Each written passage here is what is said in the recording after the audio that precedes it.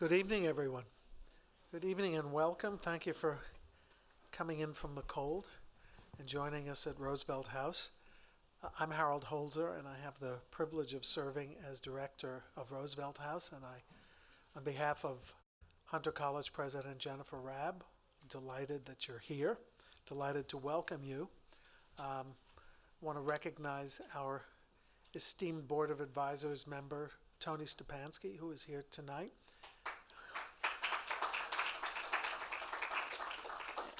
We debuted the Stepanski Family Lecture on Friday night with Senator Sheldon Whitehouse. I think I recognize some faces from that debut.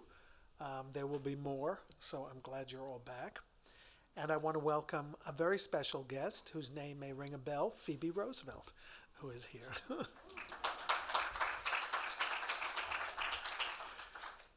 We're here to mark, for those of you who've watched the series, to reiterate the solemn triumph of Ken Burns' recent documentary on the U.S. and the Holocaust.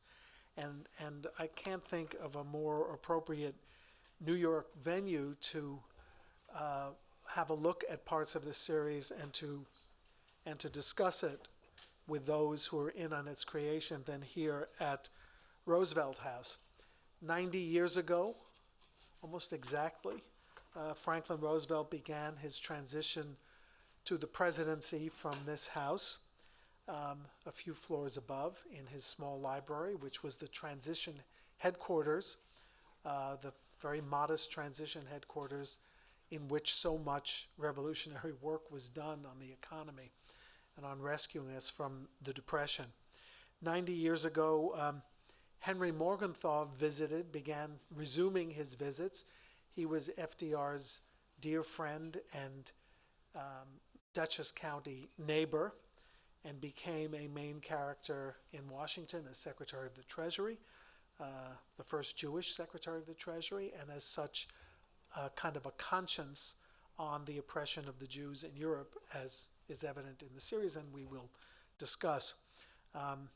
Just a few years ago, as I just wrote in the Wall Street Journal, Henry Jr.'s son, D.A. Bob Morgenthau, was here at the age of 99 and a half to dedicate the stairway upstairs in honor of his family, because the future Treasury Secretary used the stairway so often to get around the reporters who were waiting on the FDR side. He went up the Sarah side to visit his future boss in his library and talk about economic policy.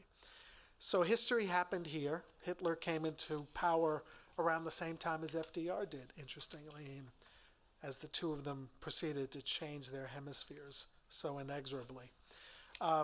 So we're very grateful to our friends at Florentine Films for making footage available and making our special guest available, our guests available.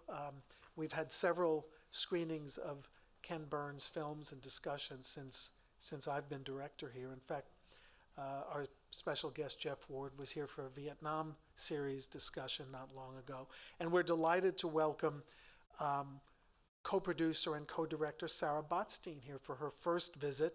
She helped create the great documentaries Hemingway, the Vietnam War, Prohibition. By the way, stay tuned for special programming next year on the 90th anniversary of the end of Prohibition. And Jazz, the U.S. and the Holocaust is her directorial debut, and she's already moved on in Ken Burns' world to future series on the American Revolution and on the life and legacy of Lyndon Johnson. Full disclosure, her dad gave me an honorary degree once, but that's not why she's here. I didn't tell you that upstairs. Anyway, it's always wonderful to welcome our good friend Jeff Ward back, who has been the sole or principal scriptwriter for such monumental Ken Burns series as the Civil War, baseball, which he knows so much about, the West, Thomas Jefferson, Jazz, Mark Twain, the Vietnam War, Hemingway, and several others. As many of you know, Jeff also wrote the companion books for 10 of these series, and we know and respect him also as a reigning expert on Franklin Roosevelt, as the author of two graceful biographies, Before the Trumpet, Young Franklin Roosevelt, and A First Class Temperament, The Emergence of Franklin Roosevelt. It's always great to have him back, and welcome to our guests as well. So this is the procedure for tonight. We're going to show the opening of the series for those of you who've never seen it, and for those of you who would like a refresher. And then we will have a conversation here on stage for about a half hour, and then open it up to questions from you, following which we invite you all for a glass of wine to warm you on your way. But first, please let's watch this highlight reel from the U.S. and the Holocaust. Well, thank you both. Thank you for sharing the clip. I think I'd like to start, Sarah, because I think our audience knows Jeff pretty well from many appearances here. Tell us a little bit about yourself and your career arc that brought you to Florentine into this project. Oh my goodness. Well, thank you for having me. I graduated from Barnard College, and I didn't really know what I wanted to do, and I got a job, and I met Ken, and he hired me to work on the jazz series 26 years ago, and I've been very, very fortunate to kind of grow up working with Ken and Jeff. Every few years changing what I think about and what we do. How many projects are you juggling in your mind and in your office, I guess at your home computer or wherever, at any one time? Well, I'm usually responsible for 2, occasionally 3 at a time, so. It's hard to Yeah. fathom how you can keep them all together. I just think it's interesting in process terms. Ken Burns doesn't say, I'm now doing the U.S. and the Holocaust and spends 2 years. He's got the next one and the next one, and he's probably promoting the one before at the same time. So it's an amazing enterprise. Yeah, we usually work in 10-year increments, as Jeff knows. It takes Jeff a long time to write something. It takes us a long time to produce something, and we can't all be doing the same thing at once. So we try to be actually very organized, where Jeff is writing and we're finishing. He's writing right now a film on the American Revolution while we were finishing the series on the Holocaust. So we go away, he starts working, then he goes away, we start editing, he starts thinking about something else. So I think all of us would like to know, would be curious about when the decision was made to do this particular program. He knows. Okay. I know. And why? Obviously, I'm sure there are project ideas that are discarded along the way. You don't have to tell us what they are. But why this? Well, in 2015, it came to us that the Holocaust Museum in Washington, D.C. was starting an exhibition on Americans and the Holocaust, looking at how Americans responded, what we knew when we knew it, and what we did about it, and did we think it would make for an interesting documentary. And we don't make films for institutions, it's not what we do, but we're certainly interested in people bringing us interesting topics. And I think, I'll speak for Ken, and I think Jeff can answer this too, and for Lynn and myself, that for similar and different reasons, all of us really jumped at the idea of tackling a subject that I think Americans have some idea that we know a lot about, but permitted us to think about a very well-tread, worn topic in a totally different way, and ultimately maybe made a film more about immigration, refugee policy, and what kind of a country we are than the Holocaust. And that was really exciting to all of us. And so, Jeff, you have to know a lot about a lot. I mean, we've... Briefly. Well, I mean, I think I don't want to call it compartmentalization because it sounds like I'm trivializing the intensity. But, okay, I'm Ken for a second, not with the hair, obviously, but I'm Ken. And I go to you, Jeff, and I say, okay, our next project is the U.S. and the Holocaust. What are your research steps to begin assembling the skeleton of the script? I am very bad at explaining this. I've never had a research assistant. I don't know. That's because I can't imagine telling someone else the thing I don't know and that they should go find out, So I just read a lot. and I order every book on the topic, and Ken is very generous about doing that. And then I move that library out and get ready for the next one. I mean, that's really, I keep all the Roosevelt books out of sentiment, but everything else is pretty much moved on. We have a storage unit for all of Jeff's books. Huh? We have a storage unit for your books. Yes, it's terrifying. But I don't know how to do that. And this one, we were talking about this earlier. I'm 82, so I don't have firsthand memories of the war, but I certainly was raised to think about it a lot. And my dad, I was telling Sarah today, was a professor at Denison, and he was a sort of premature anti-Nazi. He was too nearsighted to get into the military, so he taught a class of Navy guys how to detect German propaganda. And the result of that was he collected, because he was a very honest person, he wrote a sweet letter to all these awful people saying he'd heard a lot about them and he wanted to make up his own mind. So in my house, we had in the attic 3 great big cardboard boxes of Father Coughlin's paper, Elizabeth Dilling's very fine work, and a bunch of other people like that. And at some point when I was working on the Roosevelts, it occurred to me if there was ever a fire in my parents' house and the one thing that was left was a great mountain of anti-Semitic material, this would not be good for my father's reputation. So those, you can now consult those at the Roosevelt Library up in Hyde Really, Park. you moved them there. Yeah, but all of that is to say, I was sort of raised on the subject in a weird way, and I thought I knew a lot. And the first thing you learn when you do one of these things is you don't know anything. I mean, you know this. You learn something new about Abraham Lincoln, and God knows there can't be any more, but there is. But I'm not self-confident enough to say there are things I don't know. So, but that's right. That's what separates the men from the boys here. Anyway, so I learned all sorts of stuff that astonished me, just frankly astonished me, from the sheer ubiquity of anti-Semitism in the 20s and 30s in the United States. The universal belief in eugenics here, which I knew all that kind of, but boy, if you get into it, you really see what people were facing, what they were dealing with. Including people who we consider otherwise to be exemplary Americans in the eugenics, in the category of eugenics. Yeah, sure. It's in the film, From Theodore Roosevelt to Helen Keller, who believed in eugenics, if you could believe that. And and the fact, it doesn't mean we inspired the Nazis, but it does mean that it was a Western civilization madness, and which they exploited. Astonished as I am at your engrossing yourself so comprehensively and with each of the topics you pursue,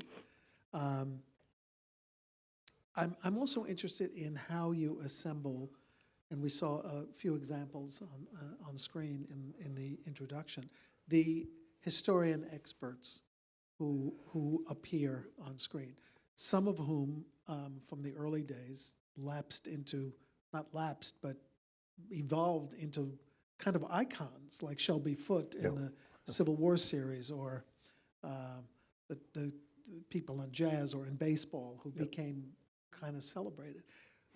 Do you have auditions? Do you have cold readings? Do you disappoint stars who expect to become stars? I mean, we might internally call them auditions, but they're not really. Right. I think, it's one of the best parts of our job is to think about who's spent their lives thinking about a topic that we're trying to understand. The unexpected scholars, the people you haven't heard of, the ones, I think for this subject, a lot of the more traditional Holocaust historians we didn't interview, or we worked with them behind the camera instead of in front of the camera. So you see Rebecca Erbelding, who's a young up-and-coming historian most people haven't heard of, wrote the definitive book about the war refugee board and was one of the curators for the exhibition in Washington, and she was, I think, Jeff's favorite advisor to date. She is my favorite advisor, period. Of all time? Well, Close? I've never met anybody who understood how to reach non-scholars with scholarly work. And she's clear as a bell, and she was able to, and she knows everything. So you send her the script and she annotates it. It's just phenomenal. She's great. And she loved our process. I think some Yeah. historians love our process, and some academics are very suspicious of us, and we have fun navigating both Yeah. both ways of thinking about it. I think Becky is also a writer, and Ken always says this, and I should have started my remarks by saying our films really start with the words, so they start with Jeff. And we are constantly, I mean, we're working on the American Revolution, and I think we talk 3 times a week. Do you think this person would be good? Maybe. What do you think of that work? Sure. Are we going to include this? Why would me? What's the new scholarship? What's the old scholarship? How do we find the most consensus and all the right facts to tell the right story? I'm going to get myself in trouble now, but it's surprising how few academics can get away from faculty meeting envy. And it is, so when you find somebody who isn't patronizing about ordinary non-academic people, hold on to them because they're the best. And then you clearly, you have stars in the field who many of us will recognize. Deborah Lipstadt, for Sure. example, who's been at Roosevelt House several times. Yes, she's great. And Nell Painter, which was a surprise to me when I saw her Yeah. on the show, because I know her from her writings on African-American history and the Civil Yeah. War. Well, That's an interesting choice. Well, to Jeff's point earlier, it's not just the eugenics movement, but Hitler was admiring of our Jim Crow laws Yeah. and how we moved west the way he wanted to move east, and kind of land and territory. So she's the dean of a lot of that, actually. Yeah. I want to just go back to FDR for a moment, because you've written the definitive stories of books about FDR's developmental period and his ascent into the person that we would recognize. And it's been written that there was kind of a casually anti-Semitic attitude that was pervasive in their period, in their class of people, not only Franklin's, but Eleanor's. And we've seen in recent books some of Eleanor's comments repeated. So how common was this dismissiveness? Did it really have meaning in terms of their I think later it was roles? almost universal.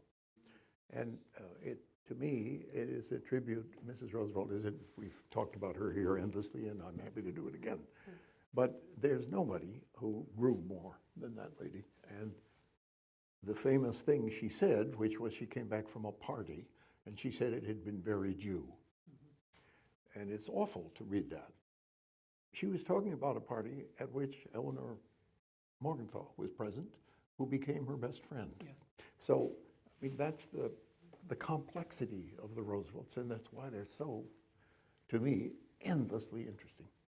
She's quite, you can figure her out in some ways. He remains the Sphinx, and that's why I'm so fascinated by him. I mean, just to go back, we decided to make the film in 2015. We really started shooting in 2018. So what was happening here and what was happening around the world in terms of kind of more accepted anti-Semitic acts of violence, rhetoric, fascist, Donald Trump, what's happening around, authoritarian regimes here and overseas was really interesting, and I think gave the film You bet. different meaning while we were making it, and as we were asking the scholars to comment on our history and what was happening and the dangers. So I think anti-Semitism we're seeing now is so squarely a part of the conversation, but I'm 50, and in my childhood, it wasn't part of the conversation of, we're racist, nativist, xenophobic, anti-Semitic. Yeah. The tension of that American identity we're really feeling it today, and I think the film has a resonance because of that we didn't expect. We decided to make it. You know, the xenophobia, which is evident in that story, boy, it has not vanished. I mean, Donald Trump and the wall is something we have to deal with, and those big pieces of our character don't change much. I'm sorry to say.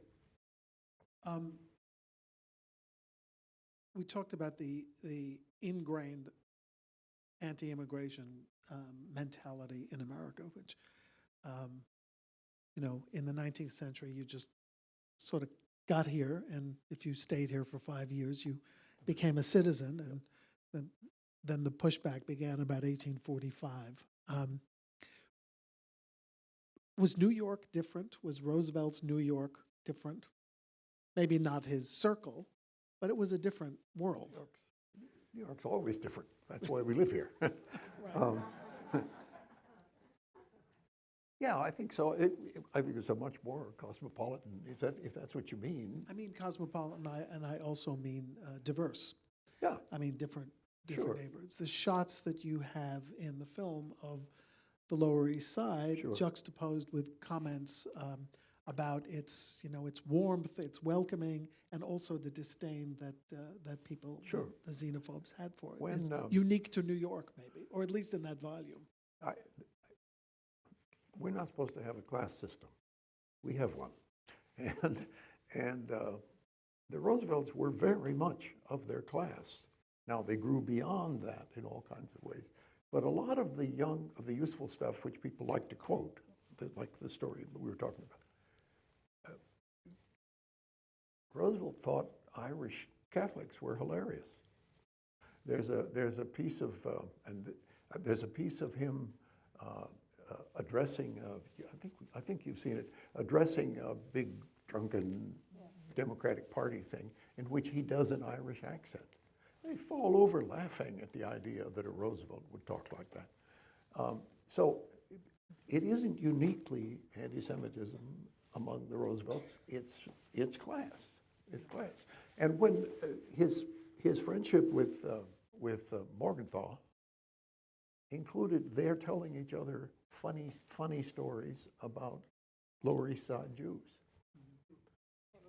Right. I mean, the Jews were not a monolithic population. There are more Jews in New York than anywhere else in the world at a certain point. And I think Daniel Mendelssohn's great uncle was a wealthy Jew in Eastern Poland, came here, was on the Lower East Side, and said, I'm not staying here. I'm going back to Poland, which looking at, you know, seems like a crazy decision, but it wasn't a fun place to be.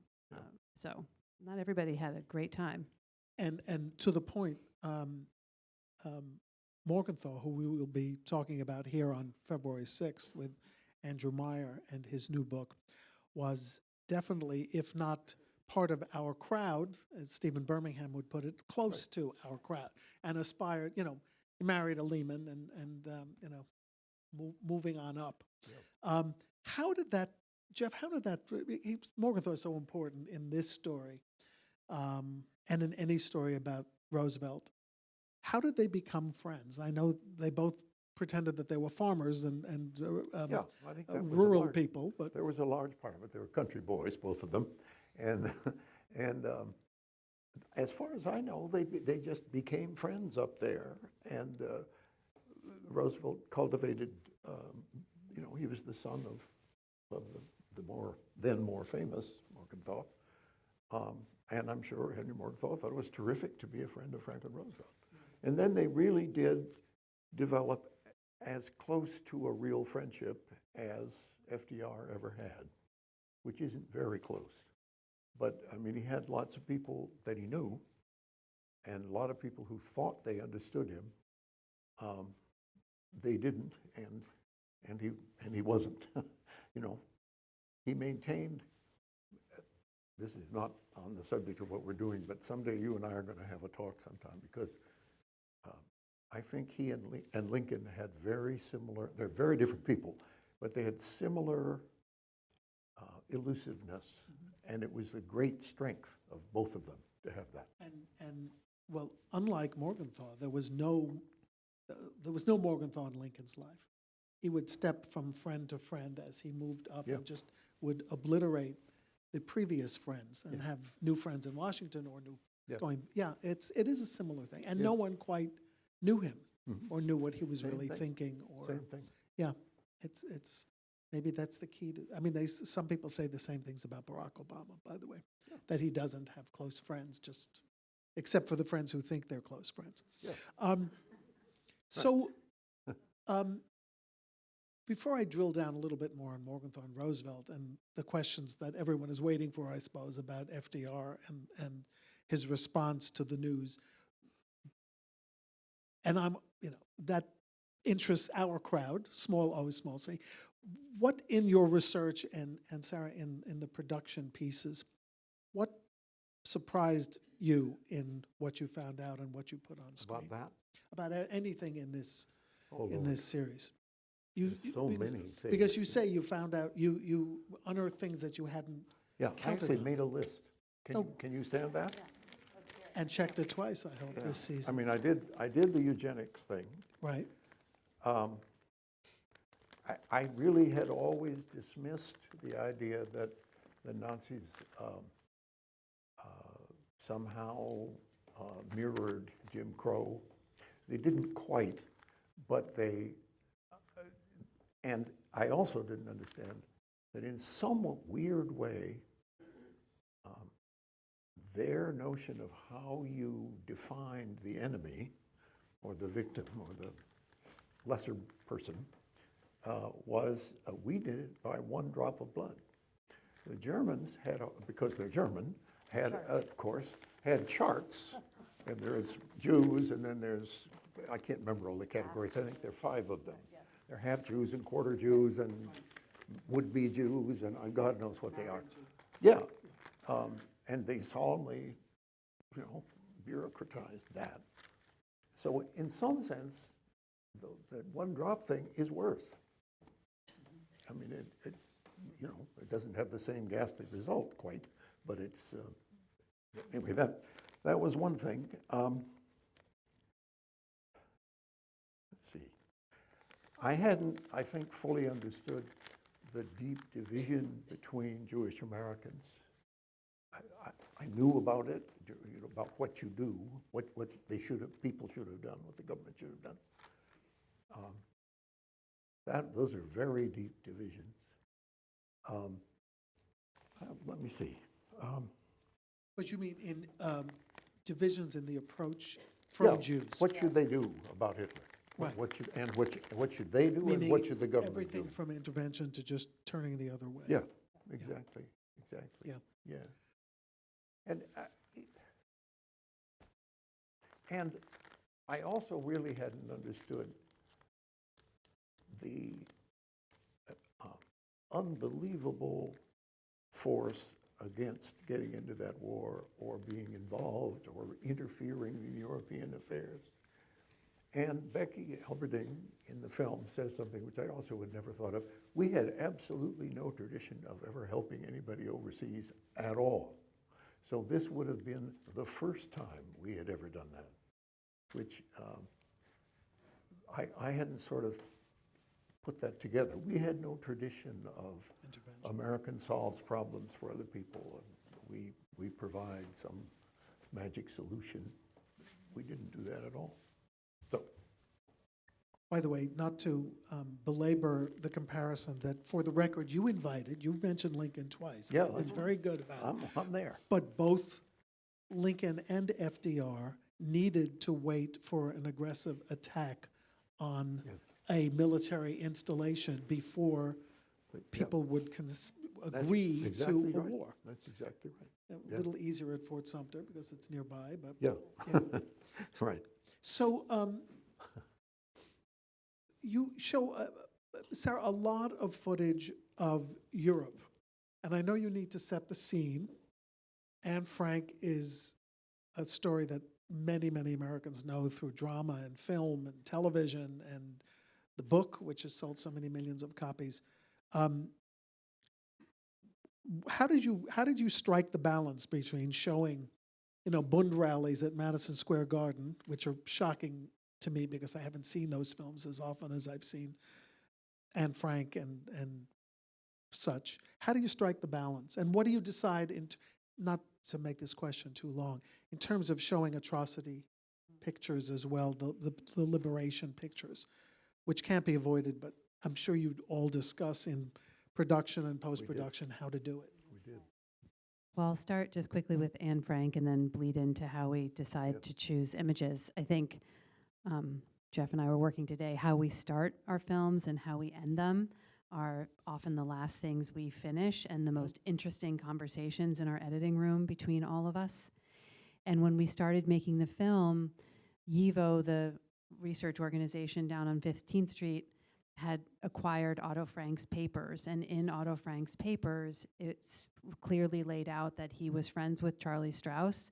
He had applied desperately to get to America, that he had all the connections and all the money in the world that you needed as a German Jew trying to get to America. So if you're making a film about the US and the Holocaust, somebody says, maybe you guys should include Anne Frank. We all said, what does she have to do with America?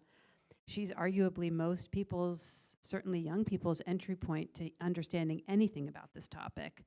So we thought, well, it would be really interesting to include a part of her, and then do we include the letter that we end up starting it? Do we include her visa? Their family visa is ultimately burned in the bombing of Rotterdam, which is an interesting moment in the war when many visa applications were burned. We talk about how desperately he tried at different points to get here. So that set us off on actually a pretty interesting path of including her. So then once we decided we're going to include her, what's important to include about Anne Frank when thinking about the US and the Holocaust? So it turns out that Anne Frank has a posthumous stepsister who's still alive. I didn't know that.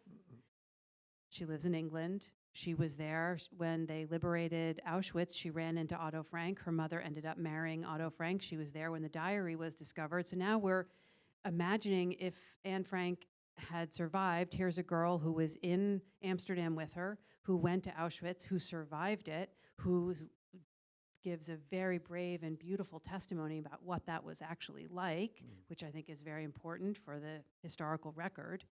And then the diary is discovered and the diary is published, and we have a discussion about what's important about the diary is much less about, as Deborah Lipstadt says, the Shoah and the destruction of the Jews, but is the beginnings of the war and what it was like to live in hiding and to be a teenage girl. She's a very sophisticated writer. She went back and re-edited the diary many times for its historic purpose, but it's not the story of the horrors of the Holocaust. And so it just became a really interesting way for us to step in and out of something that's very familiar and turn it upside down a little bit for Americans to think about.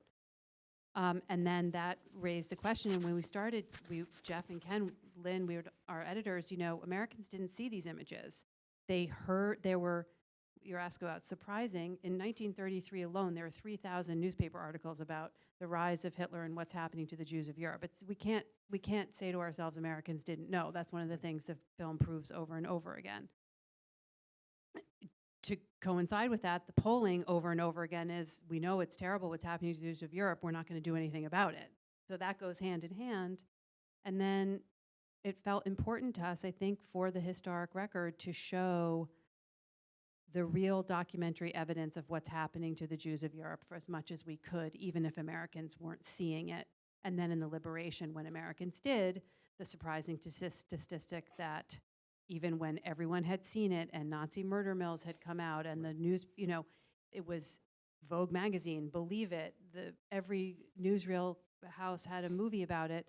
Americans polled didn't want to let the Jews in then either. So those are sort of the ways that we thought about how to use the documentary evidence, how to put it into context for the subject, and how to kind of leave something that could, we're dealing with Holocaust denial is very real. So trying to push against that in some way is important. Sarah is very kind about words, but that photograph of that little family in that square, when we found that, that is such an innocent moment and you know these horrible things are going to happen to these people. And that, to me, that makes that opening scene work. I mean, there's something about going out on a nice day and taking a picture of your family in a nice place, which we all do. But they weren't allowed to do that. And it moves me every time I see it. Well, to me, the genius of Ken Burns' style and his production company's ethos is finding these images that will become icons in public consciousness. Now that's fascinating that there was resistance to immigration from Europe after Yeah. the scenes had been brought back, after film directors like George Stevens had returned with their footage. And it continues. Yeah, of course. We have course. we have a half-assed wall, in case Well, you haven't also, noticed. also the continuous discussion of the border Yeah. as if it's a barrier and not an entry point to a better life. Yeah, that's pervasive in our history for sure. So there is no villain in the piece unless it's the State Department. What do you think? Should we all rally around Cordell Hull and his assistants as the...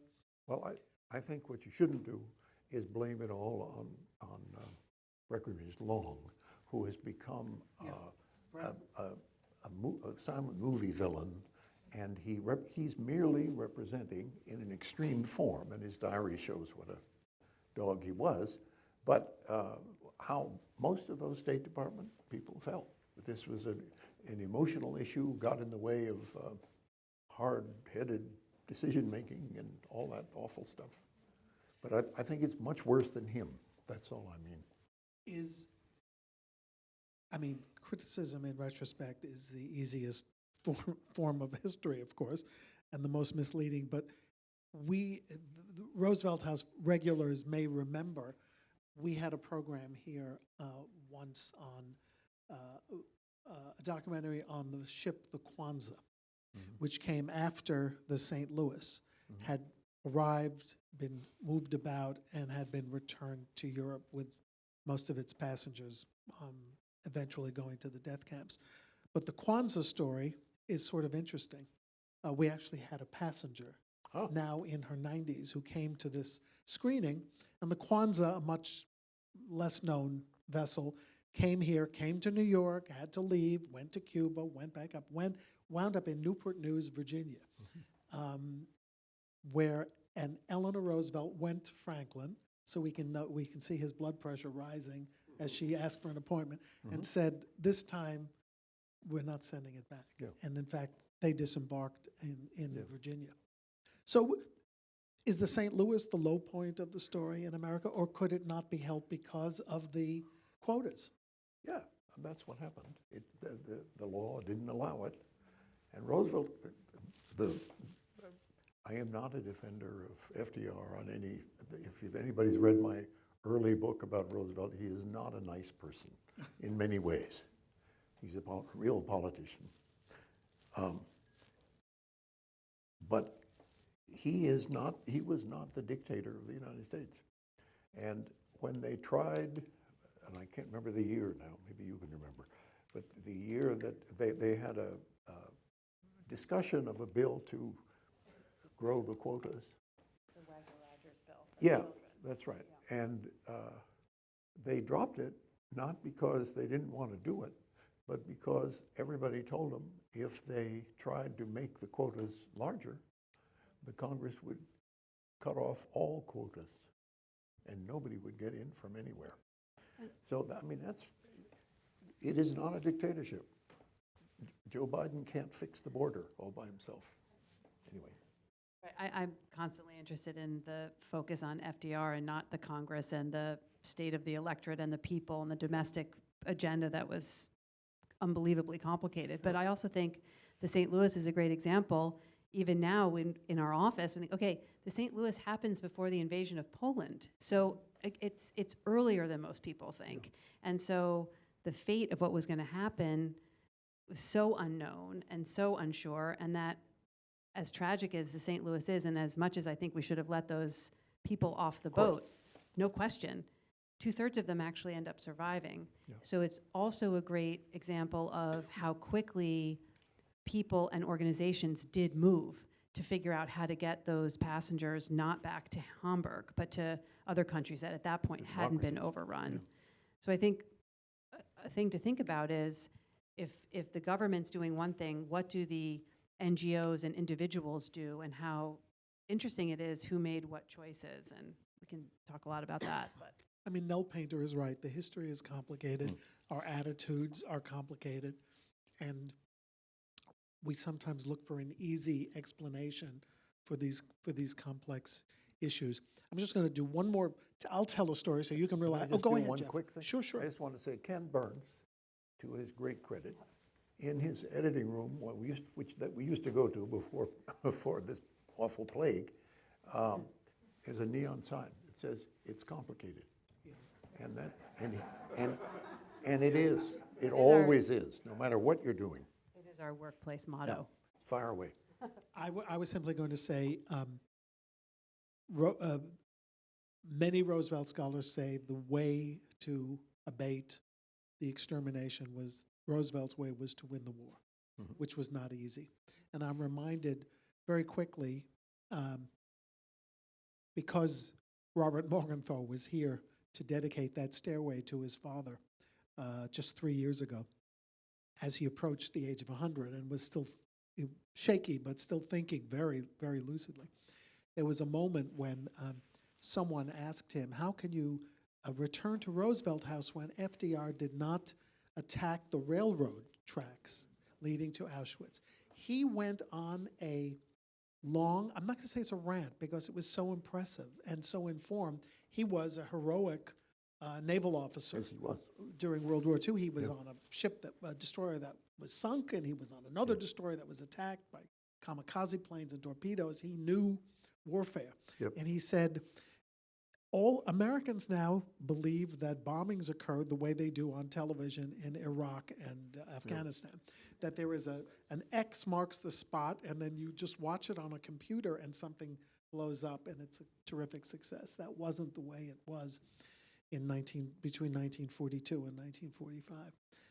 But winning the war may have been the result, the only way to abate. This series is extraordinary. I hope many of you have seen all of it, and I know you have questions, so let me thank Jeff and Sarah first.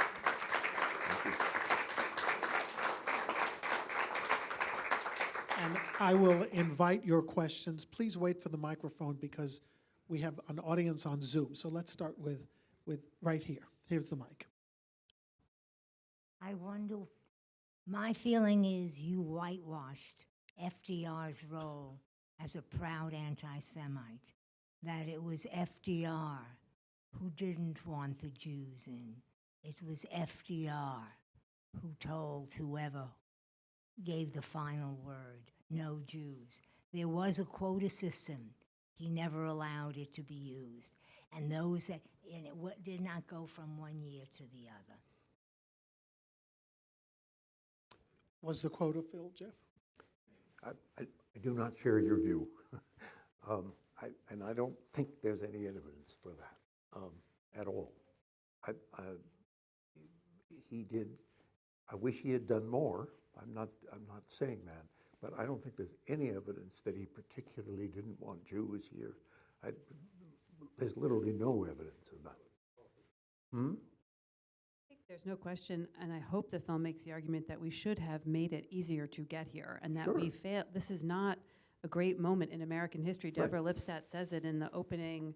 That is part of the thesis, that we made it very difficult, and we did not help the desperate fleeing Jews of Europe before, during, and after the war, whether we could have at different moments, very technically or not.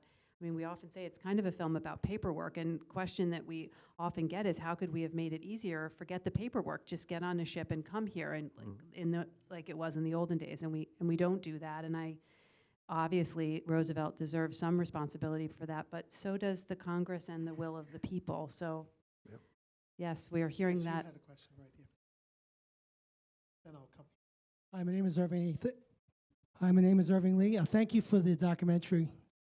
I do have a contrarian perspective on the documentary, and it focuses on the immigration question. I don't know if anyone here knows about the transfer agreement, or that was basically the German Zionist movement that in 1933 made a deal with Hitler to have German Jews settle in Palestine. And the fact that it wasn't even talked about was astounding, because it was a critical element, a critical option, obviously, but it's related to the fact that it helped undermine the boycott movement, because the German Zionists did not want to see the boycott movement go forward because of that fact, because they had this agreement made. And the other issue is the question of immigration quotas, and how the American Zionist movement, the mainstream one at the very least, did not support the idea of opening up immigration, for the very reason that if the doors were open, then Zionism would be wiped off the agenda, as Ben Gurion would say. And the fact that that wasn't presented was problematic, because I think that it's possible that may play an effect. I don't know if there's any research to show that, because I'm not an historian. But the fact that maybe it had played a role in FDR's decision-making process, not just the State Department, but the fact that within the United States itself, Let's see if we the can get dichotomy that existed. some I don't know enough policies. to answer that. Yeah. I apologize, but I don't. Well, that's, thank you for your statement. You've given Yep. us food for research and thought. Yes, ma'am. Sorry, long way for the mic to come. I like to, I have seen the documentary several times. I like to ask this of historians when I have a chance. What do you want people to get out of watching a documentary and watching this documentary? What do you want them to do with the information? And then I'll tell you, I believe that history should be used more as data. And I don't think that's being done. And I don't think we are really using history as data and making interventions to utilize it and to operationalize solutions per se. So I just want to know what you It's a think. great question. Yeah. What should people take away I and agree do? with that. Yeah. Yeah. I'll let, we can both do that. I think it's important to look honestly at the past and not, and try to remove as much gauze as you can remove. We have a lot of gauze, and every country produces its own gauze of its own history.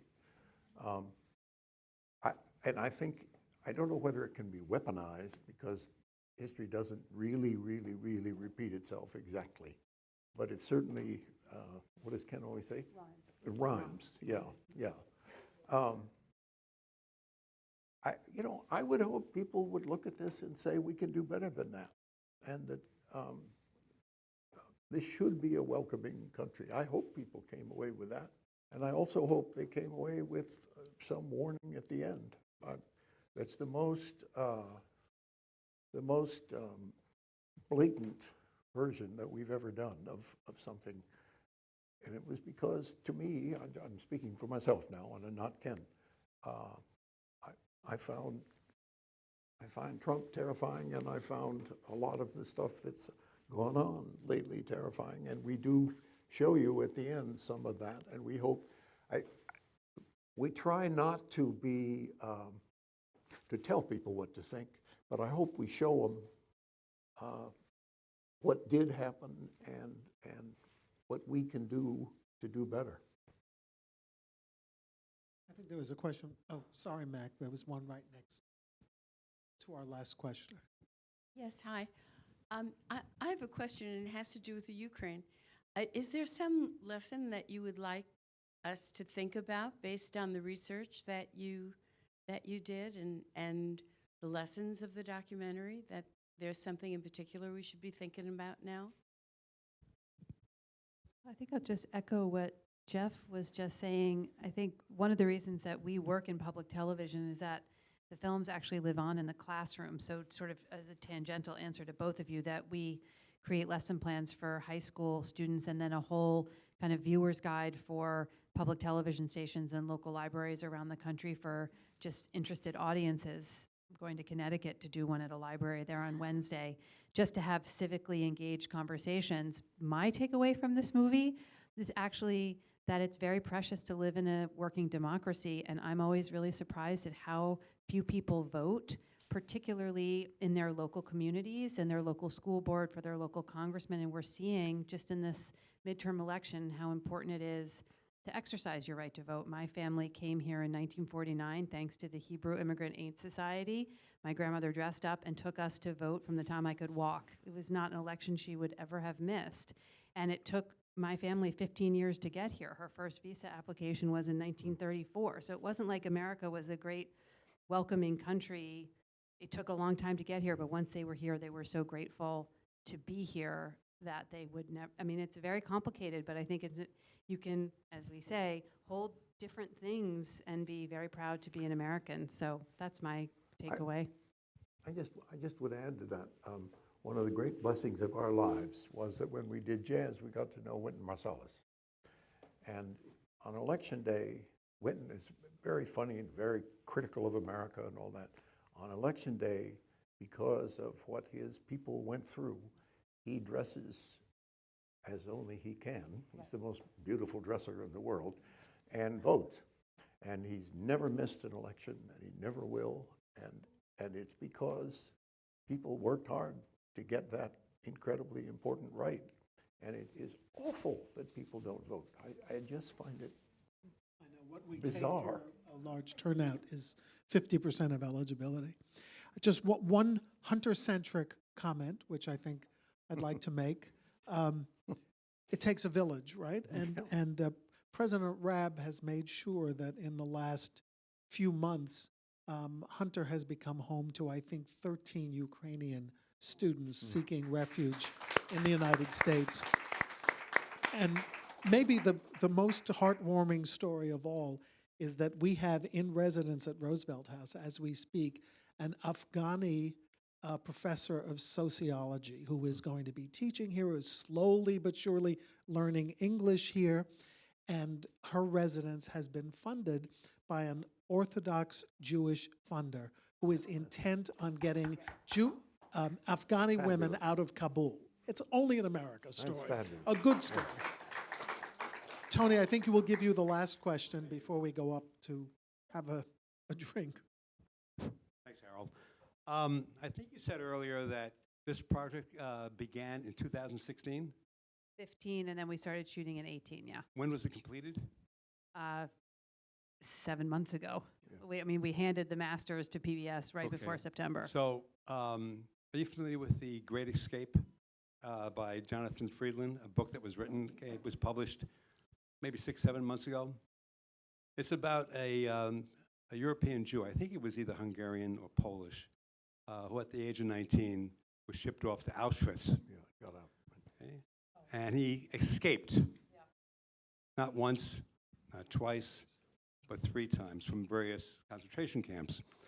And he was according to the book, he was an extraordinary human being. He had a photographic memory, and he mastered a complete understanding of the serial numbers on all the cars so that he could record it in mind and then would write about it. And he knew exactly where the cars came from. And by the numbers, the Germans being very, very methodical, essentially the dates they would be moved. He also somehow he got paper and drew these amazing maps of Auschwitz. He escaped with a really detailed document of the horrors of Auschwitz and what was really going on. Eventually, probably not until 42 or 43, thereabout, I'm not sure the exact dates, he was able to get this document into the hands of some really influential people. The Pope, okay, Churchill, Roosevelt, and many, many more, including the head rabbi of the Jewish community in Hungary. Are you familiar with what I'm about to tell you? No. Okay. The head rabbi of Hungary was, for all practical purposes, unsympathetic to the revelations being brought forward about the horrors that was going on. The book goes on. It's actually by Jonathan Friedland. I recommend you read this. It's like I've ordered it. it's Hasn't come it's yet. mind-boggling. I'll just Yeah. share with one revelation. So just, we need to, I'll make it Yeah. quick. It turns out the head rabbi was offered a deal by the German counterpart, the German that was running, the SSS guy running Hungary. They were horrible fascists, the Horthys. And okay, the rabbi was told that he could pick 200 people that would be spared, and would not be shipped off, because the Hungarians were almost the very last Right. to be shipped. Yeah. In fact, everyone thought they were going to be spared, and it didn't happen. Okay, and it turns out in the book's contention was they were all the rabbi's friends. Sorry? well, we can all discuss this upstairs. I mean, there, I have my questions about people who went in and out of Auschwitz allegedly. It belies belief that people had that kind of Yeah. mobility, but it's an amazing story. I know the story you mean. Actually, a lot of people actually got out of Auschwitz because they were bought off. Okay, the Germans were bought off, and the This families is were compared left to out. what? There are Oh, 3 a million small people fraction, there. Small Yeah. fraction. Well, we're going to talk upstairs. This is a very complicated and agonizing story. I just want to thank Florentine Films and Sarah and Jeff for bringing it to us and for bringing tonight's discussion to us.